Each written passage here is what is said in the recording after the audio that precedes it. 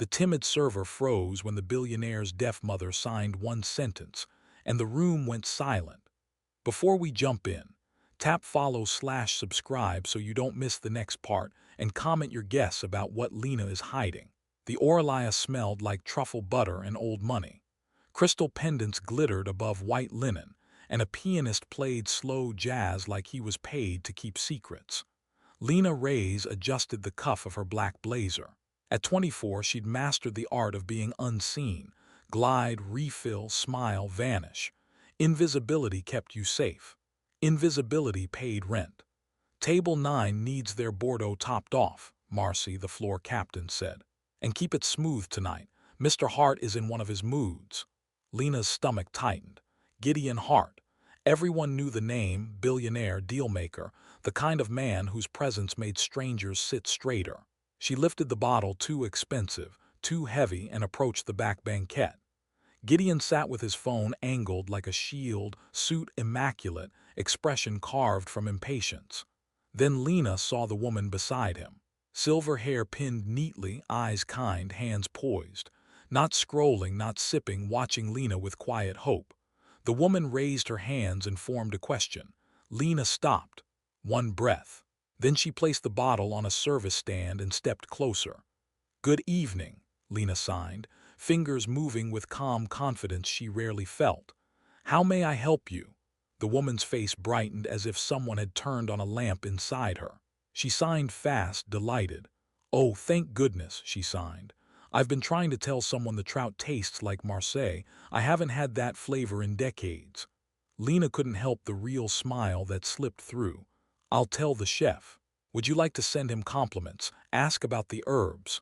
The woman nodded eagerly and signed. "You sign beautifully. Where did you learn?" Heat rose up Lena's neck. "School," she signed without thinking, and the moment the word left her hands, dread curled in her stomach. The dining room dimmed in volume. A few patrons leaned, curious. Even Marcy paused mid-stride. Gideon Hart finally looked up. His eyes were cool gray, sharp as winter light. He watched Lena's hands, then her face, like she was a math problem he intended to solve. "My mother is deaf," he said, controlled. "Most people pretend not to notice." Lena kept her voice soft.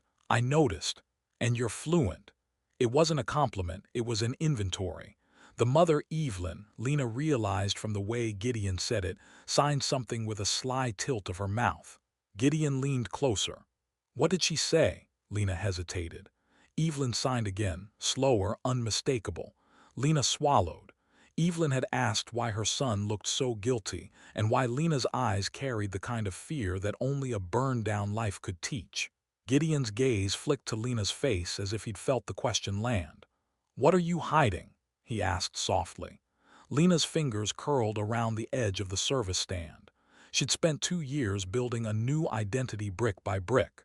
One kind conversation had loosened the mortar, and Gideon Hart looked like the kind of man who wouldn't stop until he pulled the whole wall apart. Gideon Hart didn't blink. That was the first thing Lena noticed. Powerful men usually did, some micro-reaction when they sensed leverage shifting. Gideon only studied her, calm and surgical, as if waiting for the truth to confess itself. "I asked what she said," he repeated, voice even. Evelyn watched Lena closely now, hands folded, curiosity sharpened by concern. Lena made a choice, the kind that split futures. "She said," Lena signed carefully, "you look like a man who forgot how to listen."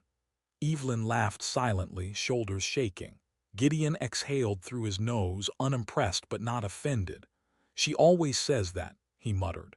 Lena turned back to the mother, signing again. "The chef would love to hear about Marseille." "May I?" Evelyn nodded enthusiastically, then signed something else, slower, deliberate. "What's your name, dear?" "Lena," she signed. "Lena Reyes." The name felt like borrowed clothing. It fit well enough, but it wasn't stitched for her. When Lena returned with a message for the chef, Gideon was watching her walk away. Marcy intercepted her near the service corridor. "What the hell was that?" Marcy hissed. "Do you know who that is?" "Yes," Lena said. "I didn't break any rules." Marcy lowered her voice. "You don't improvise with men like Hart. He owns half this street." Lena nodded, but her pulse wouldn't slow. She finished her section on autopilot, aware, too aware, of Gideon's eyes tracking her whenever she passed.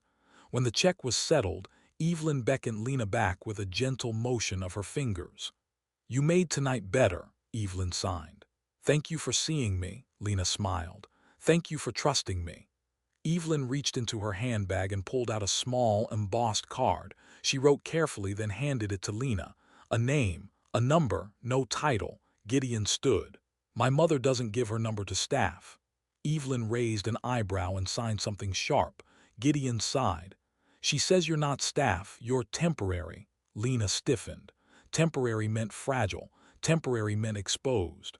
"I appreciate it," Lena said, sliding the card into her pocket without looking. "But I should get back." "Lena," Gideon said as she turned. She met his eyes, a mistake. "You didn't answer my question," he said. "I did," she replied. "No," he said quietly, "I asked what you are hiding." For a moment the restaurant blurred. She tasted smoke, memory's favorite trick, sirens. A different name shouted across a cracked parking lot. "I hide because it's safer," Lena said. "That's all." Gideon studied her for a long beat, then nodded once.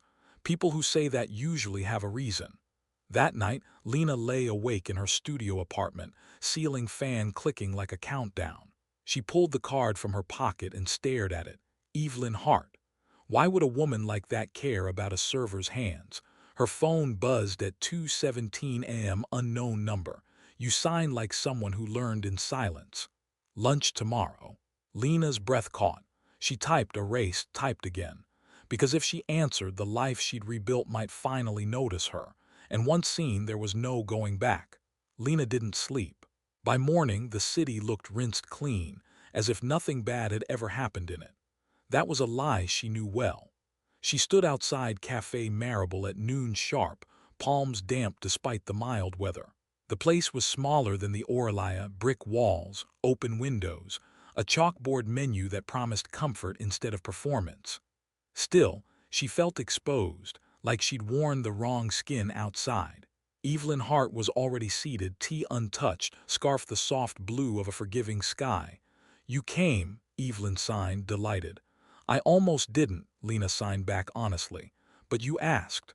"That's how doors open," Evelyn replied. "Someone asks," they ordered. Evelyn spoke with her hands as if telling a story she'd been saving, about growing up deaf in a hearing family, about learning to read rooms before reading lips, about Gideon, brilliant, driven, emotionally barricaded. "He listens," Evelyn signed, "but only when he thinks there's profit." Lena smiled politely, though her chest tightened. Profit had a way of circling her life like a vulture. When the food arrived, Evelyn leaned in. "You didn't learn sign language in school." Lena's fork paused midair. "I did." Evelyn shook her head gently. "No, you learned it because you had to." Silence stretched. "Not awkward, intentional." "My sister," Lena signed after a moment. "She lost her hearing when we were kids after the accident." Evelyn's eyes softened. "Is she okay?" Lena swallowed. "She was for a while." Evelyn didn't push, she never did. That made it worse. Halfway through lunch, a shadow fell across the table. Gideon Hart stood there, coat draped over his arm, expression unreadable. "I thought this was a private meeting," he said. Evelyn smiled sweetly and signed. "It is. You just arrived uninvited." Lena stood instinctively. "I can go." "No," Gideon said quickly, too quickly. He looked at his mother. "You didn't tell me." Evelyn signed something crisp. Gideon translated reluctantly. "She says I don't need to know everything." His gaze flicked back to Lena. "But I do need to know why my mother is suddenly invested in a server from downtown." Lena met his eyes, steady. "I didn't ask her to be." "That's worse," he said quietly. They sat. The air shifted.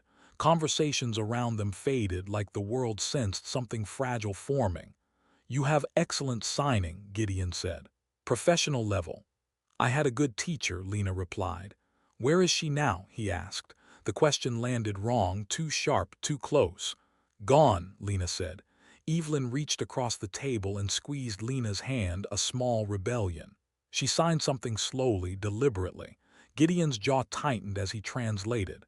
"She says pain doesn't disqualify you from being trusted." Lena laughed softly. "It usually does." Gideon studied her, something calculating giving way to something unsettled. My company funds a foundation, he said. Education access, disability inclusion. Evelyn's eyes snapped to him. She signed fast, he sighed. She says I'm being obvious. You're being dangerous, Lena said before she could stop herself. Why? Gideon asked. Because when powerful people offer help, Lena said, they always want something back, a beat. And what do you think I want? He asked. Lena stood, heart hammering. Answers, control. Or both. She walked away before either of them could stop her. That night, Lena found a plain envelope slipped under her apartment door. Inside, a single photograph, her sister, taken last month, alive. And on the back, 4 words written in precise ink. You should have stayed invisible. The photograph slipped from Lena's fingers and landed face up on the floor. She stared at it like it might breathe. Her sister Camilla stood outside a bus terminal, hair longer than Lena remembered, eyes wary but alive. Not a memory, not a ghost. Recent, real. Lena locked the door, then checked it twice. The silence of the apartment pressed in thick and watchful. Someone knew where she lived. Someone knew who she was, and worse, they knew who she used to be. Her phone buzzed. Unknown number, you okay? Gideon. She almost laughed, almost screamed. Instead, she typed, did you send this? 3 dots appeared, disappeared, reappeared, send what? Lena stared at the screen, then snapped a photo of the photograph and sent it. The reply came instantly. Where did you get that? Her hands trembled. It was left at my door. A pause. Longer this time, I'm coming over. No, the word flew out of her fingers, do not. Too late. 10 minutes later, a black sedan idled outside her building. Gideon climbed the stairs like a man used to urgency. When Lena opened the door, his eyes went straight to the photo in her hand. That's not from my people, he said immediately. You have people, she shot back. Yes, he said, but they don't threaten. That's comforting, she said flatly. He stepped inside anyway, lowering his voice. Who is she? Lena closed the door. The click sounded final. My sister. I watched her die 2 years ago. Gideon went still. You're sure? I buried an empty casket, Lena said. That's how sure I was, she told him then. Not everything, but enough. The wrong place, the wrong night, the crash that wasn't an accident. The witness statement she gave that put a powerful man behind bars for 6 months before he walked free on appeal. And after that, Lena said, people started disappearing. Gideon exhaled slowly. Names? I don't use them anymore. He nodded once. That means they matter. A knock hit the door. Both of them froze. Lena, a woman's voice called softly. It's Evelyn. Lena's heart stuttered. Gideon opened the door before she could protest. Evelyn stood there, eyes sharp, phone already in her hand. She took in Lena's face, the photograph, Gideon's tension. You didn't answer my messages, Evelyn signed. Lena handed her the photo. Evelyn studied it, then signed something precise and cold. Gideon translated under his breath. She says whoever did this wants leverage. Evelyn signed again, faster now. She says, Gideon continued, that leverage only works if you panic. Lena laughed, a thin, breaking sound. That's generous advice. Evelyn stepped closer and took Lena's hands. Her grip was steady, anchoring. You are not alone, she signed. And whoever thinks fear will make you quiet doesn't know women who survive. Lena felt something crack behind her ribs, not fear, resolve. Her phone buzzed again. Unknown number, midnight, Pier 46. Come alone if you want answers. Gideon read it over her shoulder. You're not going. I am, Lena said. That's a trap. So was my life, Lena replied. Evelyn signed one last thing, slow and deliberate. Gideon swallowed as he translated. She says traps can be turned. Outside, sirens wailed somewhere far off. The city kept moving. Midnight was coming. And this time, Lena wasn't running from the past. She was walking straight into it. Pier 46 smelled like rust, salt, and old regrets. Lena arrived 5 minutes early, hood pulled low, heart beating with a steadiness that surprised her. Fear had burned itself out somewhere between the apartment door and the water line. What remained was focus. She hadn't come alone. She told Gideon she would. She hadn't said anything about Evelyn. A black SUV idled 2 blocks away, engine off, lights dark. Evelyn sat in the back seat, phone ready, eyes sharp despite the late hour. Gideon stood outside the vehicle, half in shadow, half in resolve. "You see trouble," he'd said. "You don't wait." Lena stepped onto the pier. Each plank groaned under her weight, announcing her presence like an accusation. "You're late," a man's voice called from the end. He emerged slowly, coat too clean for the docks, smile too practiced to be friendly. Luca Morno. The name snapped into place like a lock she'd prayed would stay broken. "You look different," Luca continued. "New hair, new name, same eyes." "You're the one who sent the photo," Lena said. "Why?" Luca shrugged. "Because you disappeared. And people who disappear owe debts." "I paid mine," Lena said. "With my statement." His smile hardened. "You paid mine with prison. You were guilty." "Only briefly," he replied. "And now I'd like my life back." Lena's pulse thudded in her ears. "What do you want?" "Simple," Luca said. "You come with me, quietly. We reunite you with your sister, publicly. You recant. You say you lied. And if I don't," he gestured toward the dark water, "accidents happen." A shape shifted behind him. Camilla stepped into the light, alive, thin, eyes older than her years but unmistakably her sister. "Lena," Camilla whispered. The world narrowed to that sound. Lena took a step forward. "Are you okay?" Camilla nodded once. Barely. Luca leaned close. "You see, everyone wins." "No," Lena said softly. "You do." She raised her phone. "You might want to check the water," she added. Luca frowned. Too late. Floodlights snapped on. Police boats cut through the dark, sirens ripping the night open. Luca spun, swearing. From the SUV, Evelyn lifted her phone, calm as a general. Gideon was already moving. "You set me up," Luca snarled. "No," Lena said. "You exposed yourself." Camilla ran. Luca lunged, but Gideon tackled him from the side, both men crashing to the pier. Officers swarmed. Metal cuffs clicked shut. Lena caught Camilla just as her knees buckled. They held each other, shaking, breathing, alive. "It's over," Lena whispered. She hoped it was true. As dawn crept over the water, Gideon stood beside them, coat damp, expression unreadable. "You knew he'd come," he said. "I hoped," Lena replied. Evelyn approached, eyes shining. She signed something gentle. Gideon translated quietly. "She says courage isn't loud, it's patient." Lena looked at her sister, then at the city waking up around them. For the first time in years, she didn't feel invisible. But as officers led Luca away, he glanced back once, smiling. "You think this ends with me," he called. "You just rang the wrong bell." The words followed Lena like a shadow as the sun rose. Because some bells, once rung, never stop echoing. Morning didn't bring peace. It brought questions. The police station smelled like burnt coffee and damp paper. Lena sat beside Camilla in a gray interview room, a blanket around her sister's shoulders, a paper cup warming Lena's palms without comforting her. Camilla hadn't stopped shaking. "You're safe now," Lena whispered for the 10th time. Camilla nodded, but her eyes kept drifting to the door like she expected it to burst open. "He said you'd come," she murmured. "Said you always do." Guilt sliced deep. Lena had spent 2 years surviving instead of searching. Across the hall, Gideon stood with 2 detectives, his voice low, controlled. He looked like a man negotiating a hostile takeover, except this time the asset was truth. Evelyn sat nearby, serene, hands folded. When Lena met her eyes, Evelyn signed slowly. "This is not the end of the storm, but you are no longer standing in it alone." Lena swallowed and nodded. The detectives returned.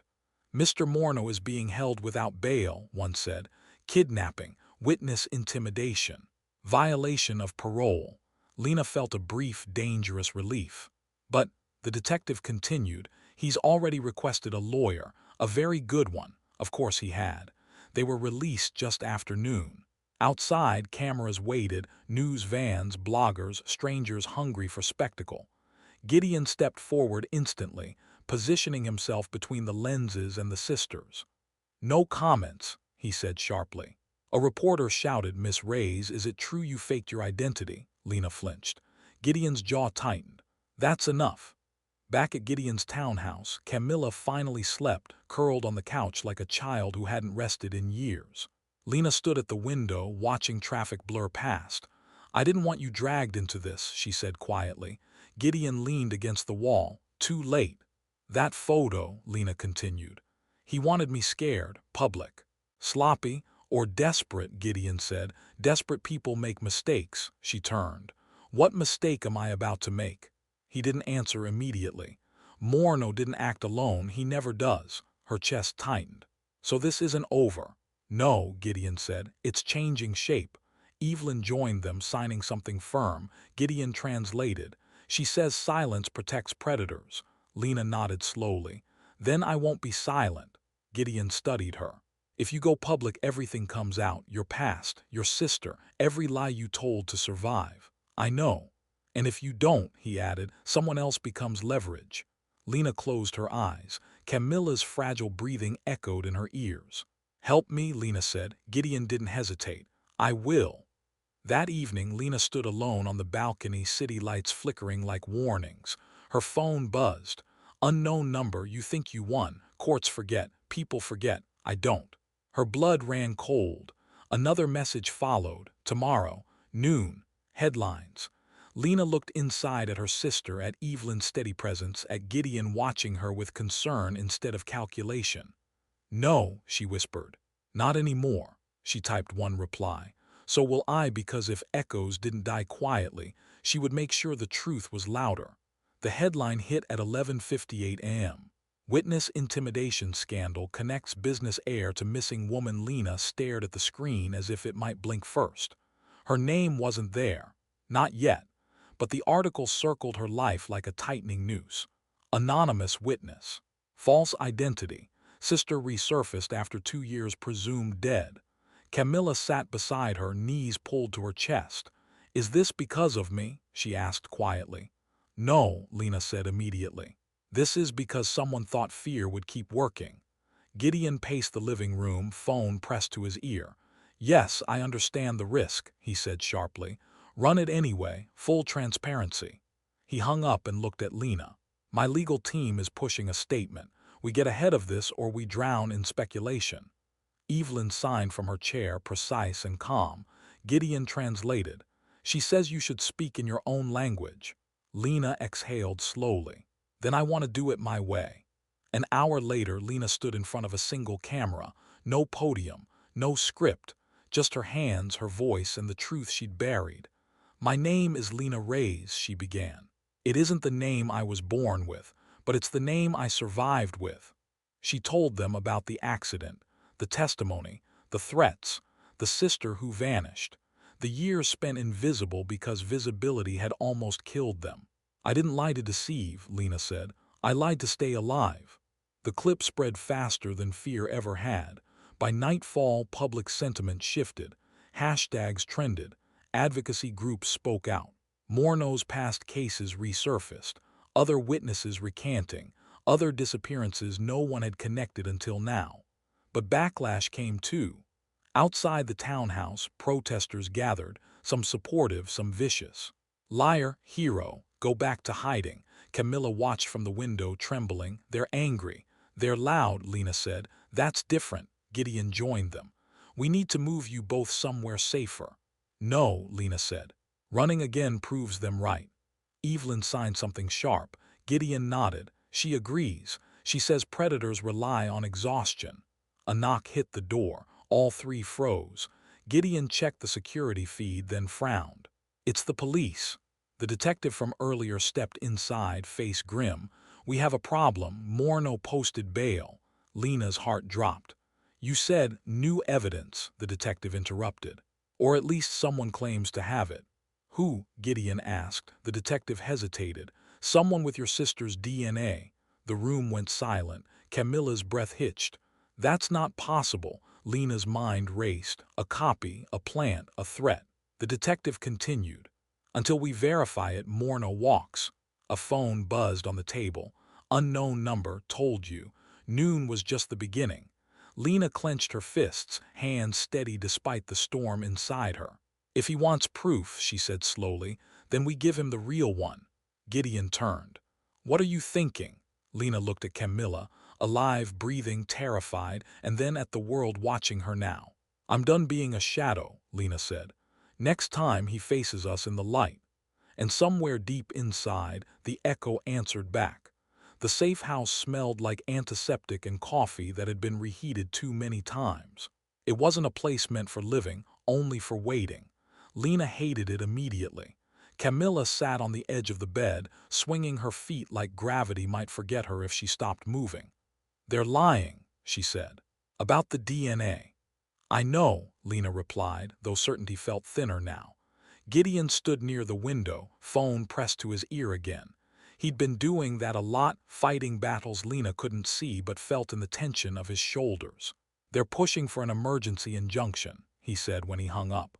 Morno's team claims your sister isn't who she says she is. Camilla laughed, brittle. That's rich. I spent 2 years being told I didn't exist. Now I exist too much. Evelyn signed from the armchair, her movements sharp but controlled. Gideon translated. She says lies rot faster in light. Lena nodded. Then we stop hiding. That afternoon, Lena walked into a private medical lab with Camilla at her side and Gideon a step behind. No press. No announcement. Just a legally supervised, court-admissible DNA test. Lived, documented, time-stamped, airtight. The technician explained the process. Camilla's hand shook as the swab touched her cheek. You don't have to do this, Lena whispered. Camilla met her eyes. I do. He doesn't get to erase me again. Hours later, they waited. Lena's phone buzzed constantly. Messages of support, threats, strangers claiming to know her story better than she did. She ignored them all. When the results arrived, the technician's voice was calm. The match is confirmed. Siblings. 99.9%. Camilla exhaled like she'd been holding her breath for 2 years. Gideon closed his eyes briefly. Good. But relief was short-lived. By evening, a new article dropped. Source CLAIMS DNA lab compromised, questions remain. Lena slammed her phone onto the table. They won't stop. No, Gideon said. They're escalating. Evelyn signed something slower now, heavier. She says power doesn't panic, Gideon translated. It distracts. As if summoned, Gideon's phone rang. He listened, face darkening. That was my board, he said when he ended the call. They want distance. Say this is becoming personal, Lena stiffened. I told you this would cost you. It already has, he replied evenly. That doesn't change my answer. That night, Camilla slept curled against Lena, fingers knotted in her sleeve like an anchor. Lena stared at the ceiling, every shadow a threat. At 3:06 a.m., the power cut out. The room plunged into darkness. Then the backup generator hummed on late, too late. A phone buzzed on the nightstand. Unknown number. Light attracts insects, and insects get crushed. Lena sat up, heart pounding. Somewhere in the house, glass shattered. Gideon's voice echoed from the hall. Stay where you are. Footsteps. Too many. Lena pulled Camilla close, mind racing, not with fear but strategy. Morno wasn't running anymore. He was hunting. And this time Lena realized the price of being seen wasn't reputation or comfort, it was survival. The first crash came from downstairs, wood splintering, a sound too loud to be accidental. Lena rolled off the bed, pulling Camilla with her, both of them crouching low as shadows slid across the hallway. Breathe, Lena whispered. Just like we practiced. Camilla nodded, jaw clenched, eyes bright with fear and fury. From the corridor, Gideon's voice cut through the dark. Security protocol, now. A heavy thud, a grunt. Then silence, thick, wrong silence. Lena's chest tightened.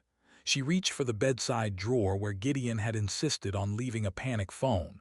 Her fingers closed around it just as footsteps stopped outside the door. A voice followed. Familiar. Smooth. Lena, Luca Morno said softly, you were always good at listening, so listen now. Camilla flinched. Lena pressed a hand over her sister's mouth, steady but gentle. You broke into a fortified house, Lena said loudly, forcing calm into her voice. That's not leverage, that's desperation. Luca chuckled. Funny, I was about to say the same about you. The door handle turned once. Twice. You made this messy, he continued, public sympathy, fake labs, billionaire protectors, but the truth, his tone sharpened. Truth belongs to whoever controls the last witness. Lena's jaw tightened. You already lost. No, Luca replied. I adapted. The handle stopped. Footsteps retreated. For one breath, Lena hoped. Then the wall behind the bed exploded inward, plaster and dust raining down as a hidden panel gave way. A masked man reached through, grabbing for Camilla. Lena screamed and slammed her shoulder into him. The man stumbled, grip loosening just long enough for Camilla to slip free. A gunshot cracked the air. The masked man dropped. Gideon stood in the doorway, chest heaving, gun steady in his hands. Move, he shouted. They ran.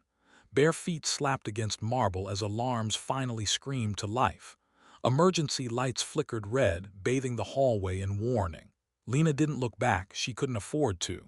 They burst into the courtyard just as police sirens wailed in the distance. Luca stepped out of the shadows near the gate, clapping slowly. Always so dramatic, he said. I was hoping you'd run. Gideon moved in front of Lena and Camilla. It's over, Luca smiled. That's what you don't understand. This isn't about winning. It's about proving you were never safe. Blue lights flooded the street. Officers poured in. Luca raised his hands, unbothered. As promised, he said lightly, I came in the light. They cuffed him. Again. As he was led past Lena, he leaned close enough for only her to hear. You think courts end stories, he whispered. They don't. They just write pauses. Then he was gone. Hours later, dawn broke over a house torn open from the inside. Paramedics checked Gideon's shoulder. Camilla sat wrapped in a blanket, eyes distant but alive. Evelyn arrived just as the sun rose, face calm but furious. She signed something sharp, decisive. Gideon translated quietly. She says monsters rely on fatigue. Lena looked at the wreckage, the broken wall, the blood, the truth she could no longer outrun. I'm not tired anymore, Lena said, because Luca was wrong about one thing. This wasn't a pause. It was a turning point. The courtroom was colder than Lena expected, not in temperature, in intention. Polished wood, sealed faces, a space designed to strip emotion down to facts and see what survived. Luca Morno sat at the defense table in a tailored suit, hands folded, looking more like a consultant than a criminal. He caught Lena's eye and smiled faintly, as if they shared a private joke. She didn't look away. Camilla sat beside her, posture rigid, jaw set. This was the first time she'd agreed to be seen in public since the pier. Lena felt the weight of that trust like a vow. Gideon took a seat behind them, Evelyn at his side. Evelyn's presence was grounding, her stillness louder than any speech. Court is in session, the judge announced. The prosecution began with evidence. The photo drop, the messages, the peer recording, the break-in. Each piece stacked carefully, building a structure meant to hold. Then the defense stood. Ladies and gentlemen, Luca's attorney said smoothly, this case hinges on credibility. A woman who admits she lived under a false identity. A sister who reappears after 2 years with no verifiable trail. A story that benefits powerful allies. Lena felt Camilla tense. The attorney continued, we must ask, what else are they lying about? Luca glanced back again. This time his smile was confident. The first witness was a lab technician, then a police officer, then Camilla. When Camilla took the stand, the room leaned forward. State your name, the attorney said. Camilla inhaled. Camilla Reyes. And before that, Camilla's fingers curled around the edge of the witness stand. I don't understand. Your previous name, the attorney pressed. The one you used before you vanished. Lena's heart pounded. Camilla looked at the jury. I didn't vanish, I was taken. Murmurs rippled through the room, the defense objected, the judge allowed it. Camilla spoke slowly, deliberately, about the crash, the hospital, waking up somewhere else, being told her sister had abandoned her, being moved every few months like luggage no one wanted to claim. When she finished, the courtroom was silent. Then Luca stood. May I? He asked the judge. He approached the stand, eyes soft, voice gentle. Camilla, isn't it true you were paid to testify? No, Camilla said. Isn't it true, Luca continued, that you were promised protection, money, a future. Camilla swallowed.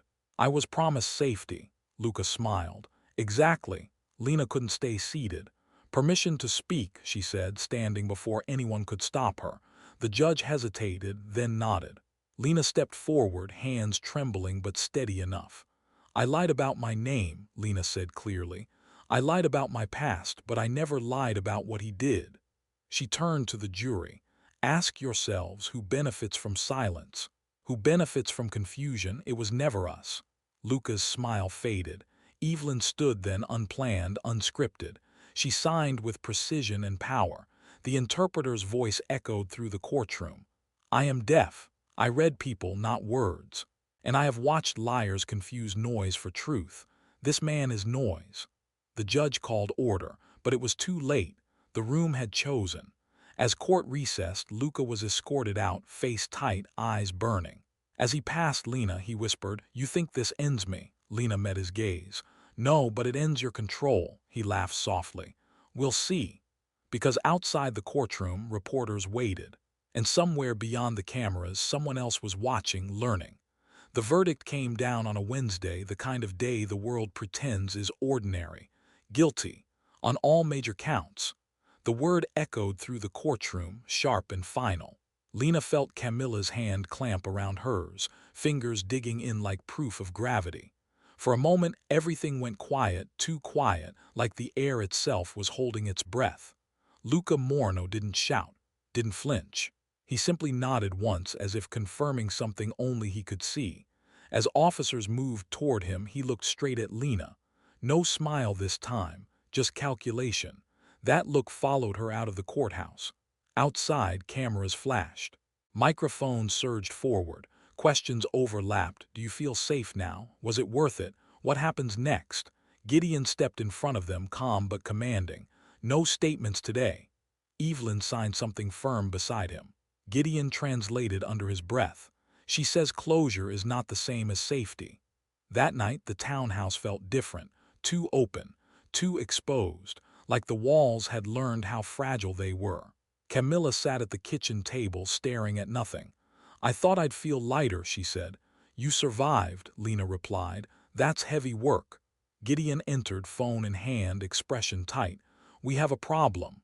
Lena's shoulders stiffened. Of course we do. Morno's conviction triggered something, Gideon said. 3 sealed cases just reopened. Same pattern, same silence. That's good, Lena said. It is, he agreed. And it isn't. He turned the phone toward her. A message board, private, invitation only. Thread title, witnesses who don't stay quiet. Below it, names, redacted, dates, methods. Camilla leaned in, face pale. That's not just him. No, Gideon said. It never was. Evelyn signed slowly, deliberately. She says, Gideon translated, networks survive by replacing parts. Lena felt the echo of Luca's words. Courts just write pauses. Her phone buzzed. Unknown number, congratulations.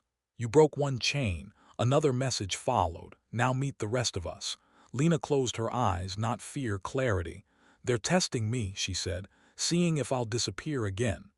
Gideon watched her carefully. You don't have to fight this. I know, Lena replied, but someone does. Camilla looked up sharply. You're not doing this alone. Lena smiled softly. I wasn't planning to. The next morning, Lena stood in front of a mirror, hands steady as she tied her hair back. Not hiding, preparing. She opened her laptop and began to write. Not a statement, not a confession. A map, names, patterns, timelines. Everything she'd learned by surviving quietly and everything she could now see clearly. Because if silence had been her shield before, truth would be her weapon now. And somewhere out there, the network was watching her type. Let them. She was done being afraid of being seen. Lena didn't publish the map. Not yet. She learned quickly that predators watched for noise, not patience. So she worked in silence, building connections the same way she once built invisibility, except this time every step pointed outward. Encrypted calls. Late-night meetings in borrowed offices. Survivors who recognized the look in her eyes before she ever spoke. They always start with kindness, one woman told her, voice shaking through a scrambled line. Then they take your name. Lena added another node to the map. Camilla helped from the couch, headphones on, transcribing testimonies with meticulous care. Each story tightened something in her chest and strengthened something else. Gideon handled logistics, lawyers, security, digital hygiene. He never asked Lena to stop. He only asked how to make it safer. Evelyn watched it all unfold with quiet approval. When Lena hesitated, Evelyn signed one sentence that stuck like a compass. Signals don't shout. They repeat. The first ripple came sooner than expected. A journalist published a cautious piece, no names, just patterns. Then another outlet followed. Then a third. The map hadn't been released, but the shape of it was becoming visible. That's when the threats changed tone. No more bravado, no more taunts, just urgency. Unknown number. You don't know who you're poking. Lena typed back once, I know exactly who you are. The reply never came. Instead, a meeting request appeared in her inbox, anonymous, routed through 3 proxies, a neutral location. Noon, no cameras. Gideon read it twice. It's a trap. Yes, Lena said, but not for who they think. The room they chose was a public library conference hall, glass walls, open sightlines, security guards who didn't ask questions. Lena arrived early and sat with her hands folded, breathing slow. A woman entered alone. Expensive coat, careful eyes, the kind of person who learned to smile without warmth. I represent people who want this to end, the woman said. Lena tilted her head. Which part? The chaos, the woman replied. The attention, the damage. You mean accountability, Lena said. The woman sighed. You're idealistic. I'm tired, Lena corrected. There's a difference. The woman leaned forward. You could be very comfortable if you stopped. Lena smiled, small, sincere. You misunderstand. Comfort is what kept this alive. A beat. The woman's voice dropped. Release that map and people will get hurt. They already have, Lena said. That's why it exists. Silence stretched. Finally, the woman stood. Then we're done here. No, Lena said. Now you're seen. The woman paused. By whom? Lena tapped the glass wall lightly. Outside, people walked past unaware. Cameras blinked softly. By everyone who knows how to look, Lena said. That night, Lena didn't sleep. She scheduled the release piecemeal, verified, impossible to bury. The map would go live at dawn. Camilla sat beside her. Once it's out, there's no taking it back. I know, Lena said. Her phone buzzed one last time. Unknown number. Last chance. Lena didn't reply. She pressed publish. As the clock struck 6, alerts began to light up the screen. Reactions, shares, calls. Somewhere alarms were sounding. Because the hunter had realized too late she wasn't running anymore. She was the signal. The reaction was immediate and violent. By noon, Lena's name sat at the center of every argument. News panels split screens between supporters calling her brave and critics calling her reckless. The map spread faster than anyone could contain it, each share peeling back another layer of a system that had survived on silence. Camilla watched the coverage with a tight jaw. They're tearing you apart. They're scared, Lena said. That's louder. Gideon entered with his phone already ringing again. 3 donors pulled out of my foundation this morning, he said calmly. 2 board members resigned. I told you, Lena began. I didn't say stop, he interrupted. I said be aware. Evelyn signed from the corner, movements sharp. Gideon translated. She says resistance is proof of impact. But impact came with consequences. By afternoon, a counter-narrative emerged, slick, coordinated, expensive. Anonymous sources questioned Lena's credibility. Old records surfaced, twisted just enough to cast doubt. A former acquaintance gave an interview suggesting Lena had always exaggerated. Camilla slammed her laptop shut. They're rewriting you. Lena felt the sting, but also something steadier beneath it. They can't rewrite everyone. That evening, the first injunction hit. A temporary order demanding Lena take the map down pending investigation. Gideon read it twice. This won't hold, but it buys them time. Time for what? Camilla asked. For retaliation, Lena answered, as if summoned. The power flickered, once, twice. Then the lights held. Gideon stiffened. That wasn't weather. Security alerts chimed across his phone, attempted breaches, digital and physical. They're testing the perimeter, he said. Lena exhaled slowly. Good. That means they're reacting, not planning. Evelyn signed something slower now, more deliberate. She says, Gideon translated, when a system fights back this hard, it's because it's bleeding. At 11:43 p.m., Lena received an email from an untraceable address. Subject, you forgot one name attached was a single document, a name Lena hadn't included. A man she'd testified against years ago adjacent to Luca, but never charged. The document contained proof, real proof, enough to collapse another pillar. Camilla read over her shoulder. Why send this to you? Lena's stomach tightened. Because someone inside is breaking. Her phone rang, secure line. A distorted voice spoke. You weren't supposed to survive this long. Yet here I am, Lena replied. You think releasing everything makes you untouchable, the voice said. It doesn't. I know, Lena said. It makes me accountable. Silence. Then, quietly. There are others who want out. The call ended. Lena stared at the dark screen. They're fracturing. Gideon looked at her. That's when things get dangerous. Yes, Lena agreed. For them. She added the new name to the map, but didn't publish it yet. Not because she was afraid, because she was learning timing. Outside, the city buzzed, angry, divided, awake. Lena stood at the window, watching reflections of herself multiply in the glass. She had become something irreversible. Not a victim, not a whistle, a pressure point. And pressure applied long enough always forces a break. Betrayal never announces itself. It arrives dressed as help. Lena discovered it at 6:12 a.m. when her map briefly vanished. Not deleted, not taken down, altered. She stared at her screen, pulse slowing instead of spiking. Fear rushed in only when you didn't understand the threat. This was precision. Gideon, she called. He was already there, phone in hand, face tight. I see it. 2 names had been removed, not random, strategic. Both connected to the new document she'd received the night before. Camilla stood behind them, voice barely steady. How is that possible? Gideon's jaw clenched. Someone with back-end access. Silence fell like a held breath. There were only 5 people. Lena didn't want to think it, so she didn't, until the confirmation arrived on its own. Evelyn entered the room slowly, phone in her hand. Her eyes met Lena's and softened with something close to regret. Lena's chest tightened. No, she whispered. Not you, Evelyn signed carefully, deliberately.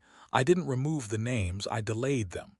The words translated aloud by Gideon cut deeper than anger. You changed my work, Lena said. Without asking. Evelyn didn't flinch. She signed again. They are bait and you are not ready for who bites. Gideon turned sharply. Mother, Evelyn raised a hand, final. I have lived long enough, she signed, to know when a fracture becomes a collapse. Lena's voice shook, not with fear but betrayal. You promised you believed in this. I do, Evelyn signed. That is why I slowed it. Camilla stepped forward. People are waiting, survivors, you don't get to decide timing for them. Evelyn's eyes flickered pain, then resolve. I do, she signed, when I know the cost. Gideon rubbed his face. You went behind our backs. Evelyn nodded once. Because none of you would stop. Lena stared at the woman who had steadied her hands when the world shook. The woman who taught her that silence could be power. You're afraid, Lena said quietly. Evelyn's hands stilled. I am protecting you, she signed. No, Lena replied. You're protecting the system you survived. The words landed heavy. Evelyn turned away. The fallout was immediate. Online, conspiracy threads surged. Why were the names removed? Who interfered? Doubt crept back in fast, eager. The unknown number buzzed again. Unknown number. Internal fracture confirmed. Good. Lena's fingers hovered over the keyboard. For the first time since publishing the map, she hesitated.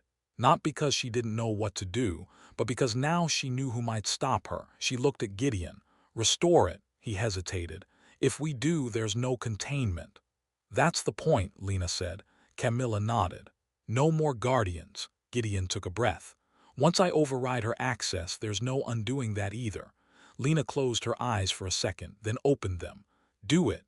As Gideon moved, Evelyn signed one last thing, slow, almost tender. "When this breaks," she signed, "it will break people you love." Lena met her gaze.